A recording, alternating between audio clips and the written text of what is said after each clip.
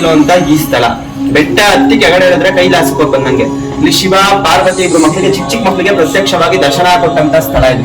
ಅದಕ್ಕೋಸ್ಕರ 12 ಜ್ಯೋತಿರ್ಲಿಂಗ ಪ್ರತಿಷ್ಠಾಪನೆ ಮಾಡಿದ್ದಾರೆ. ಈ ಜ್ಯೋತಿರ್ಲಿಂಗಗಳನ್ನ ನೋಡ್ಬೇಕಾದ್ರೆ ನಮ್ಮ ಭಾರತ ದೇಶದಲ್ಲಿ 12 ಕಡೆ ಹೋಗ್ಬೇಕು, ಒಂದೇ ಕಡೆ ದರ್ಶನ ಆಗುತ್ತೆ. ದರ್ಶನ ಮಾಡ್ಕೊಂಡು ಮೇಲೆ ಹೋದ್ರೆ ಗಂಗಾಧೇಶ್ವರ ದೇವಸ್ಥಾನ, ವೀರಭದ್ರ ಸ್ವಾಮಿ ದೇವಸ್ಥಾನ, ಸುತ್ತಬಸವಣ್ಣ, ಇತ್ತಬಸವಣ್ಣ, ಶಾಂತರ ಆತ್ಮಹತ್ಯೆ ಮಾಡ್ಕೊಂಡ ದೇವಸ್ಥಾನ ಇದೆ. ದಕ್ಷಿಣ ಕಾಶಿ ಶಿವಗಂಗಾ ಕ್ಷೇತ್ರ 4 ದಿಕ್ಕಿಗೆ 4 ಆಕಾರ ಕಾಣಿಸುತ್ತೆ. ಜಾಸ್ತಿ ಶಿವಗಂಗಾ ಬೆಟ್ಟ. ಮತ್ತೆ ಕೆಳಗಡೆ ಗಂಗಾಧೇಶ್ವರ ಮೇನ್ ಟೆಂಪಲ್, ಅದು ಗಂಗಾಧೇಶ್ವರ ಮತ್ತೆ ಹೊನ್ನಾದೇವಿ ಟೆಂಪಲ್ ಅಂತ ಇದೆ. ಗಂಗಾಧೇಶ್ವರ ದೇವಸ್ಥಾನದಲ್ಲಿ ತುಪ್ಪ ಹಾಕಿದ್ರೆ ಪುನರಾವರ್ತನೆ ಬೆಣ್ಣೆ ಆಗುತ್ತೆ. ಮನೇಲೆಲ್ಲ ಬೆಣ್ಣೆಯಲ್ಲಿ ತುಪ್ಪ ಮಾಡ್ತಾರೆ, ಇಲ್ಲ ಹಂಗಲ್ಲ. ತುಪ್ಪ ಹಾಕಿದ್ರೆ ನಿಂಬು ತಲೆ ಮೇಲೆ ಸೋರಿದ್ರೆ ಪುನರಾವರ್ತನೆ ಬೆಣ್ಣೆ ಆಗುತ್ತೆ. ಮತ್ತೆ ಒಳಕಲ್ ತೀರ್ಥ ಬಂದ್ರೆ ಒಳಕಲ್ ತೀರ್ಥದಲ್ಲಿ ಪಾಪ ವಿಮೋಚನಾ ತೀರ್ಥ ಅಂತ ಹೇಳಿದ್ರು. ನೀರ್ ಸಿಕ್ಕಿದ್ರೆ ಪುಣ್ಯ ಅಂತ ಹೇಳ್ತಾರೆ, ಮಾಡಿರೋ ಕರ್ಮ ಅದಿಲ್ಲ ನೀರ್ ಸಿಗೋದಿಲ್ಲ. ರೇಣುಕಾಚಾರ್ಯ ತನ್ನ ಕಮಂಡಲದಿಂದ ಬುದ್ಧಿ ನಿಲ್ತಕ್ಕಂಥ ಸ್ಥಳ ಅದು, ಪಾಪ ವಿಮೋಚನಾ ತೀರ್ಥ ಅಂತ. ಮತ್ತೆ ಪಾತಾಳ ಗಂಗೆ ಅಂತ ಇದೆ. ಪಾತಾಳ ಗಂಗೆ, ಆ ಗಂಗೆಯಲ್ಲಿ ಅವಾಗಿನ ಕಾಲದಲ್ಲಿ ಮಕ್ಕಳಾಗಿಲ್ಲ ಅನ್ನೋ ಒಂದು ಕಾರಣಕ್ಕೋಸ್ಕರ ಅವಳು ಒಂದು ಬಂಜೆತನದಿಂದ ಅರ್ಕೆ ಮಾಡ್ಕೊಂಡಿರ್ತಾಳೆ ಒಬ್ಳು.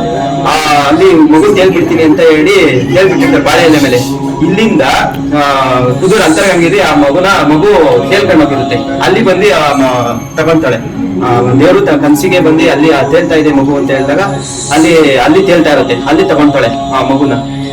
ಮತ್ತೆ ಹಂಗೆ ಬಂದ್ರೆ ಅಗಸ್ತ್ಯ ತೀರ್ಥ, ಮತ್ತೆ ಕಪಿಲ ತೀರ್ಥ. ಮೇಲ್ಗಡೆ ಕಪಿಲ ತೀರ್ಥ ಅಂತ ನಾಟ್ಯ ರಾಣಿ ಮೇಲ್ಗಡೆ ಶಾಂತಳ ಆತ್ಮಹತ್ಯೆ ಮಾಡ್ಕೊಂಡಿರೋ ಸ್ಥಳ ಇದೆ.